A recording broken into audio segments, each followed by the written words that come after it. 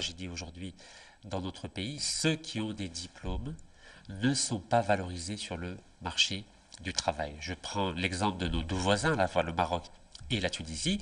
Un ingénieur, par exemple, au Maroc ou en Tunisie, est payé 2 fois, voire 4 fois plus que le même ingénieur en Algérie. Donc il y a un problème. Et le problème, il a une source, c'est qu'il n'y a pas d'économie de production en Algérie. Nous ne produisions absolument rien. Nous importons tout de l'étranger, 57 milliards de dollars d'importation annuelle. C'est un scandale. Donc il faut que l'Algérie arrête de tout importer et qu'elle commence à réellement produire. Et de cette façon, on pourra augmenter les salaires des ingénieurs ou des diplômés algériens. Et il y a aussi une autre raison, c'est qu'il y a un taux d'inflation en Algérie qui est très élevé, plus de 9% en Algérie. Donc, même si on augmentait par exemple les salaires, il y a ce qu'on appelle l'augmentation des prix. Donc, cela aussi, il faut trouver une solution.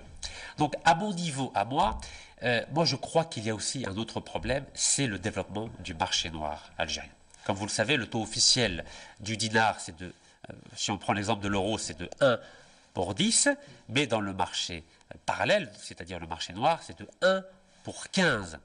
Alors il faut trouver une solution. Et à mon niveau, je crois que une des façons de lutter contre le marché noir et contre cette économie parallèle, c'est de mettre en place un nouveau dinar. En quoi ça consiste? Je vais vous prendre l'exemple d'un billet que j'ai de 2000 dinars. Donc le nouveau dinar que je souhaite créer sera 100 fois supérieur au dinar actuel. Donc là, c'est un billet de 2000 dinars. Le nouveau dinar, pour la même valeur, ce sera 20 dinars algériens.